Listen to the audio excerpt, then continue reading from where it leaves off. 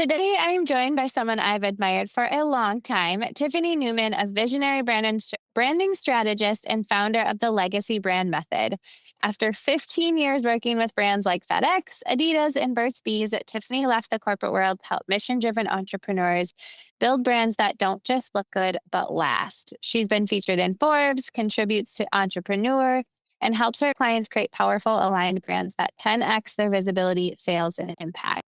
I've been so inspired by the way she approaches branding as a path to legacy, and I cannot wait for you to hear that. So, Tiffany, welcome to the show today.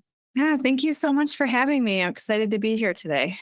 So, I love to start with story because I think it's so important for our listeners to really understand where you came from, why you're here, what you're doing now. So, I know in the intro I mentioned that you've spent over a decade working with big name brands before really launching your own business. So, lead us through that. It was always my dream. I went to college for design and branding, worked my way up as an intern, and then ended up working with those big brands. And that was like literally my dream job. And I loved every minute of it. And I was always really what I'd call like an entrepreneur without realizing it. Like when my first company that I worked for, and I was really close with my boss, he sold his business to this large marketing firm in Chicago.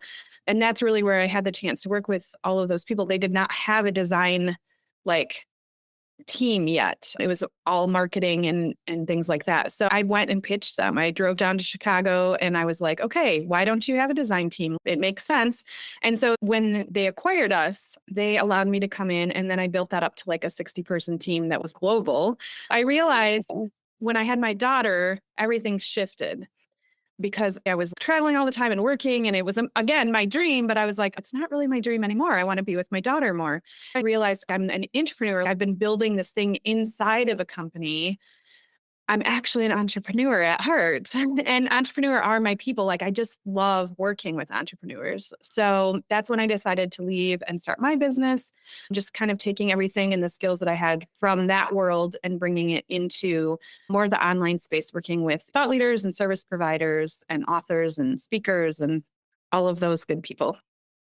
So let's dive into branding. Of course, that's like, your bread and butter. But was there a moment when you really realized that the way a lot of entrepreneurs approach branding wasn't actually setting them up for long-term success? I Mhm. think your approach to branding feels a lot deeper. And I know just from working with copy and messaging and websites that a brand isn't just a logo and design and colors, right? It's Exactly. about so much more. So what does that really mean for you? Or can you share more on that? That's such a good question. I mean, that's really the crux of it is what you just said is most people don't actually realize that a brand isn't just the visuals. Like we're just kind of taught that, right? And I always like to use the iceberg analogy that's used for a lot of different things is like what's visible, what's on top of the surface is what we're like, oh, that's a brand, get my logos, colors, and fonts. But that's really, for me, the icing on the cake. Everything below the surface, like your core messaging, what are your offers? How are you going to show up online? What platforms are you showing up on? Just the entire ecosystem of your business basically is brand. And then if that brand is set up well, then your marketing is going to function much better. And that's what people don't really realize. They're just like, oh, I'll get my logos, colors, and fonts. My brand's done. It's nobody's fault. Like we don't know what we don't know. Circling back to your first question, when I started working with entrepreneurs, the common thing that I saw is that I like to say that we build the plane where we're flying it. Most people just kind of grabbed certain pieces of a brand and threw it together and was like, okay, let's keep going because we have a lot to manage as entrepreneurs. And so typically people don't sit down and actually think about like, what is my actual brand? What is all involved in a brand and how do I do it well? So then it serves me and it functions well because there's a real ROI to a brand if done right. That's where I came up with the name of Frankenstein Brand because most people who come to me have kind of just grabbed things, thrown it together, and it's just kind of piece parted together. And it's not their fault, but it's just what happens. And that's the moment when I just kept seeing that common reoccurrence. I was like, Yes. oh, okay, this is what's happening. On the flip side, corporate companies know that everything circles around brand typically. Like when they're investing millions of dollars in a startup, everything starts with the brand. They invest usually hundreds of thousands of dollars in setting up the brand right because they know that the brand is going to set the foundation and it's either going to take off from there or it's not. That's really interesting that you say that because it is so true. But I feel like a lot of times as entrepreneurs, when we started, maybe this was me and I'm like a unicorn, but I didn't think of it that way first, right? There's so many Yeah. other things you're trying to do of like get clients and deliver the work and do all the things, and you're building your brand in the process. And when really it almost feels like it should be the other way around.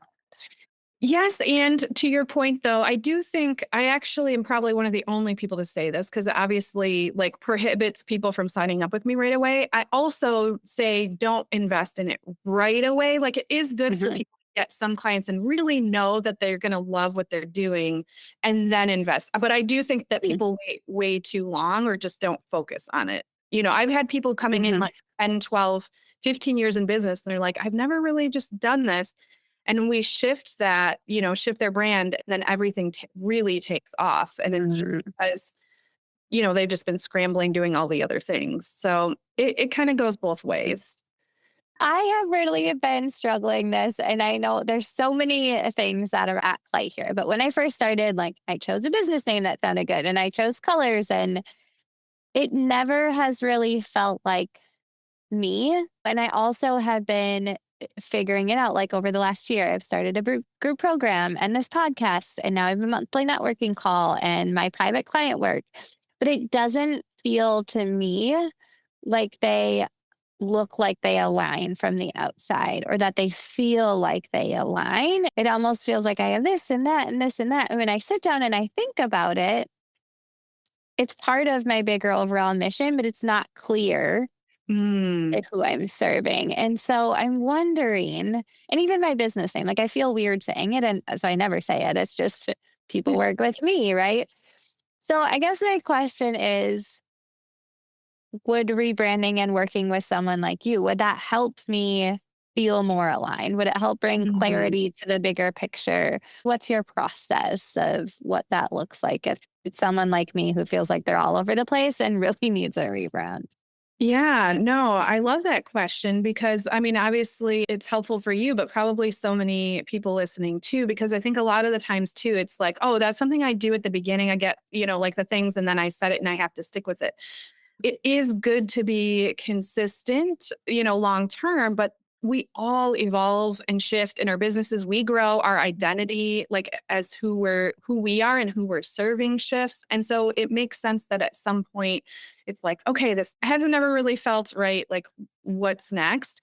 And that's honestly a lot of the times when people come to me is because they're in this weird pivotal place. And that's why it's like I call it your legacy brand too. Typically, I work with people who are like, this is it. This is the work I'm meant to be doing. Like now I want to go speak. I want to, start the podcast. I want to write a book, but you do have to walk talk the talk, and like have an established brand typically to be successful with all of that.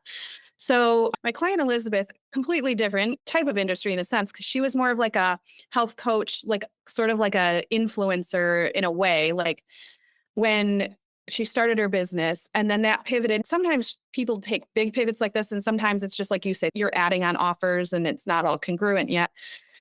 She actually did a fairly big pivot, but the first thing I always talk to about people is like, where is the vision 3, 5, 10 years from now? And then reverse engineer it.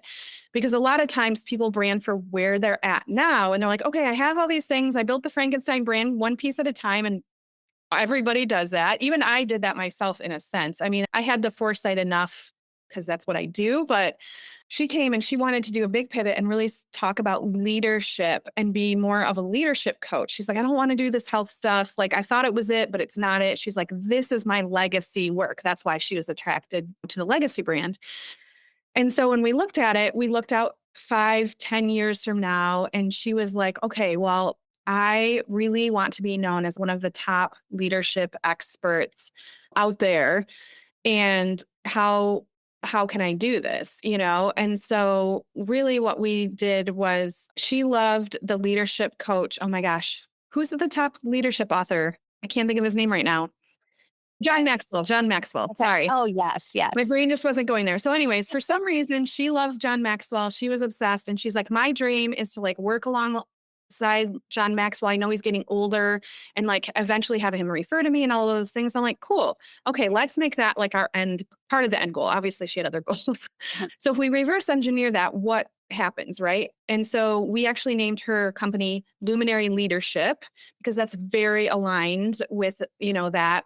And we thought about like, okay, if you were actually to support him in his business, like what type of offer would that be on the high level? And then what other offer structure from that? How would they all be named? How does it all come together?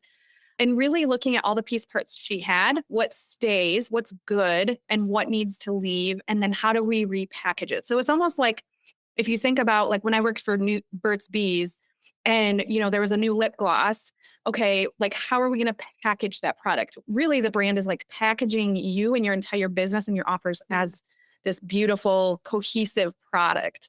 And so the reason I love the story with her is that we did that. Her first mastermind sold out right away with the new positioning. And then within 2 years, she actually supports Jen Maxwell. He sends clients her way. She actually was training with his team. Now, of course, those results aren't always like guaranteed, but that's the structure. And I think that's when people like when you caught, like I do branding differently. I think a lot of the times it's like, oh, it needs to look pretty and it needs to have a nice website. Yes, that's important, but it needs to convert and it needs to serve a purpose and bigger, it needs to serve your mission. And that's why my tagline is let's make your message a movement because Mhm. I love working with people who are like, yes, I want to make the money and things, but like I'm here to do something bigger. Like I want to serve in a bigger capacity and that type of thing. And just like you said, it's not who are you serving right now? What are you doing right now? But what's your bigger vision? And I also think, part of her success too, in you helping her get all that figured out, is it made her think differently, right? Mhm. And how she was approaching business and approaching the things she was doing. And that probably happens with a lot of your people, I'm assuming, is Right. like, Pretty much most people. Well, and that's you mentioned 10x is easier than 2x, which wasn't the answer, but I love that book. And that's actually the approach that I take with it in a sense is like, why go for the 2x and like, oh, I'll add this next year? Like we look at the big thing, like, do you want a retreat center? Do you want these things? Let's position the brand to be there so you can grow into it. It's not like you have to keep reinventing the wheel every year. It's just like, what is the strategy? How are you easily going to maintain this? And so it's scalable. So it's sustainable. And then ultimately, a lot of my clients, we really look at, okay, do you want this brand sellable? Because a lot of times people don't have an exit strategy. They're not even thinking about that. And there is a way to have a personal brand and be able to package it and position it well. And I think that's the other thing, kind of going back to the beginning and like what most entrepreneurs do wrong. They almost give themselves a job. I'm making some shifts in my business now to not be as this, even though I am very hands on with people. But like we just give ourselves another job. We're there doing the work. We're not thinking like this could be a sellable asset that I could sell for millions, tons of money and like retire off of. Right. So it's not just like, oh, I'm making it look nice. I'm going to make some money. And then what? Like what's the outcome? yes, I love that you say that. So, 2 points to that. Number one is so that you're not always having to feel like you need to rebrand or that it's outgrown in a year, because ultimately it should grow and evolve with you. And so, I think that is like so, so, so important. And, it just goes with your messaging too. And like what I teach and how I'm helping people now, like reshape what their effort is and how we're getting it out to the world is like, what's that bigger vision and how does it align? And so I think the two go hand in hand. And then what you were saying too about the exit, it's funny because I was doing another interview last week, and it's a gal that helps people exit their businesses and Oh, no create way. that plan. But she was saying so many entrepreneurs don't think that their personal brand is sellable, or, Right. all of the assets they're building that they're actually sellable. And so I love what you're saying is in building your brand in that way too. So that Mhm. it just goes back to what you're saying about the legacy. You're really creating that legacy. Yeah, that is definitely the end goal. That It's like my wheels are turning right now. So, someone that might be in that in between space like me, where could they start? Or what are suggestions that you have? Because I think for me, part of it too is it can feel really overwhelming. A rebrand feels like a lot. And I know it is. And I know that it is very important work. So, how do you know when you're ready? And how do you make it not feel so overwhelming? Because I know actually, like in my brain, I'm like, it will help in the long run, but I also have all these other things on my plate. So, Going like, on. how do Yeah. you help there? Yeah. So the first one is I almost like to say it's almost like having a child if for those people who've had one, but like any big thing, maybe getting married or just making big changes or making a big move, like whatever that is, it's like one of those things that I don't think you'll ever feel totally ready. Like entrepreneurship is the biggest self development thing we can do. So there's not only like the time and investment that's involved, but it's also you're creating a new identity and it typically involves hitting an upper limit. So there's a lot of those identity and mindset work around with it too, which most people don't Mhm. talk about in branding, but I actually incorporate that into the brand because I've been there myself. Subconsciously, I've just known because I've done this work with so many people, a lot of the time it's just our egos holding ourselves back too because we're hitting an upper limit. We know there's something big coming. And like our ego's like, no, that's scary. I don't want to go there. Mm. To be honest, that's what I found. If we dig deeper, is typically the case, and people aren't even aware of it. It's usually just time, money. And then, as far as the overwhelm, the main thing there is that's exactly why I created the systems that I've created in the business. So, like when I do work one on one with people, we do it in an intensive and it takes 2 days. And then I basically take it and run with it. And then my team executes and we check in with the person because people are so busy. So they literally spend a couple hours on Zoom or a day or two in person. And then that's it. And then it's just like, okay, checking in. Does this look good? Does this sound good? How are we doing? Because so many people told me, like, I've been trying to do this for like 2 years, or I hired a website strategist and it took like 10 years. So I was like, okay, how can we make this as simple as possible?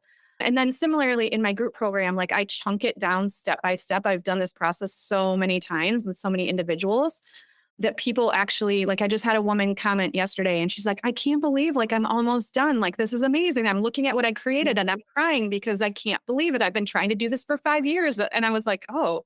And she didn't even show up to any of the calls. So I didn't know she was actually like, I have calls where I help people along. Yep. And so I thought she was just like procrastinating. And she's like, no, I just went through it myself. And I was like, that's incredible.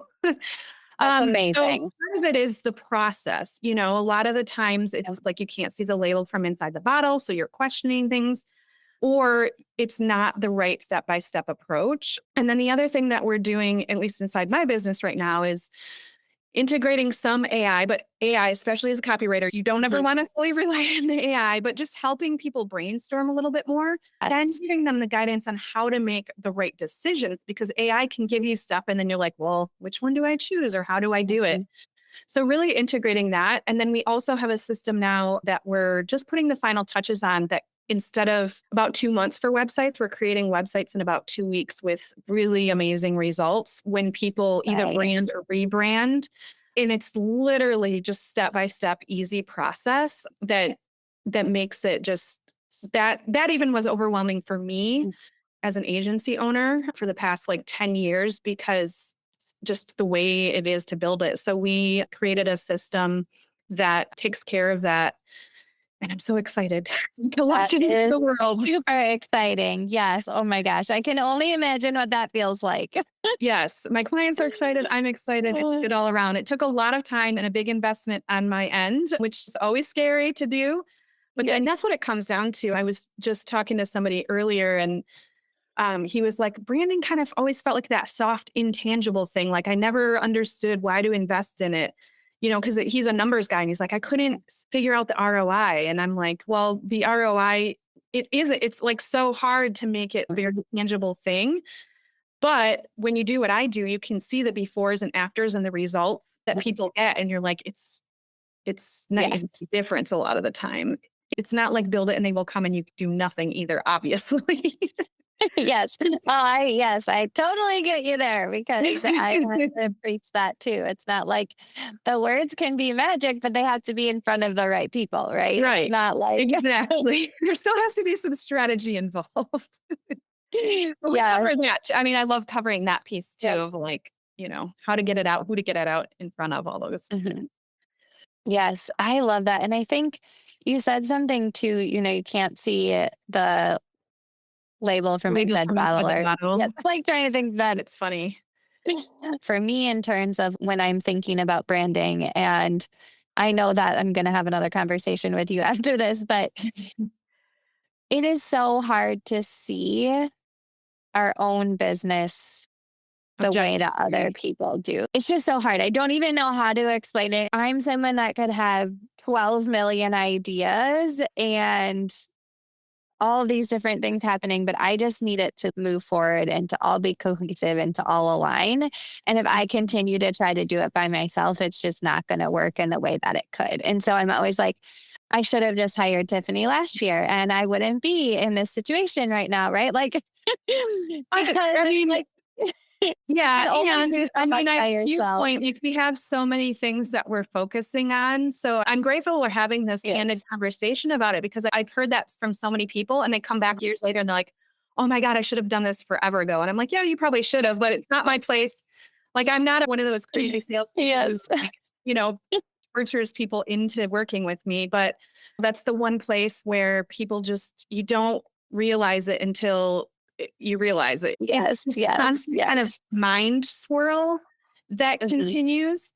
And then once you do this work, it's just like done. And you're like, I can focus, I can work, I can serve Mhm. people. Like that's taken care of. And just that, the weight in your mind on that sometimes you don't realize how much it's like constantly kind of pulling at you.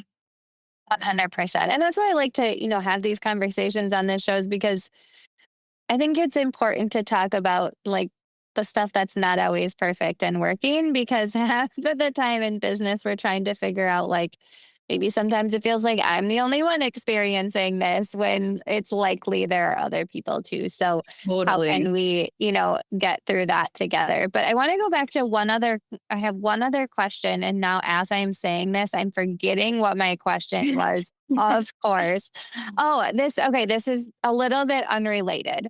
But when you, in the beginning, we talked about, making sure everything feels cohesive. And when it comes to like naming things and that, it all feels like it works together.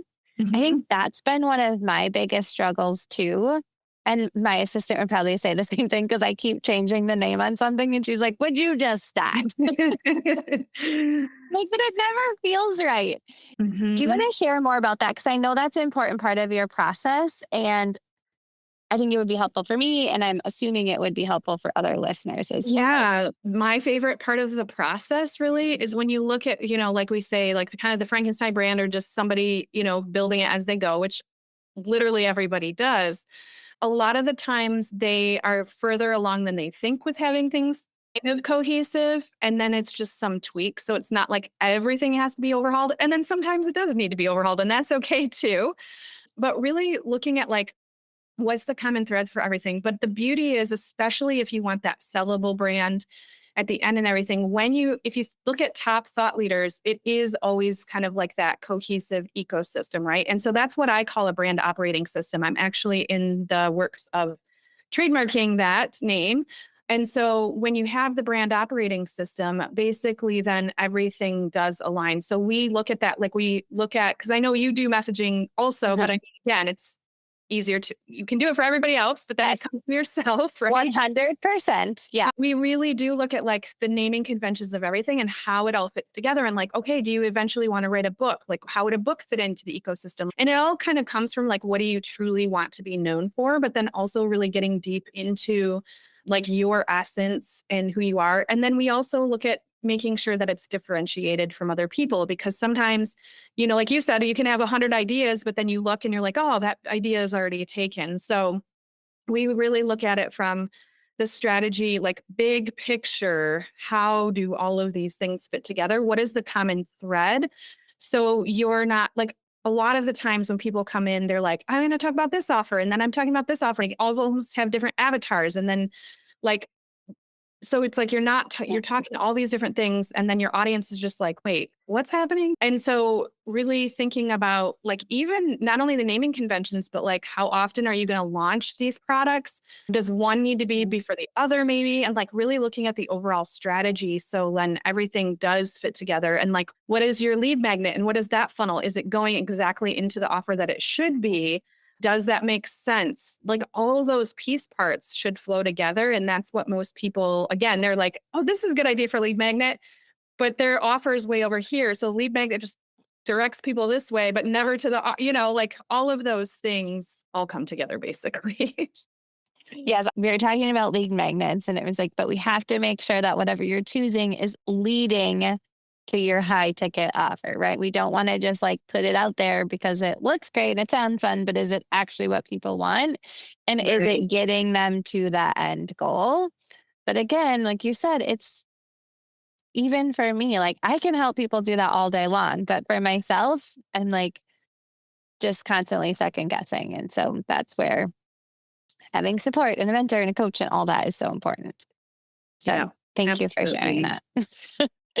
Yes. Okay. So to round this out, I know I could talk to you all day long, but because we have other meetings and things we need to be at, I always like Yes. to end the episode with, how do you define success?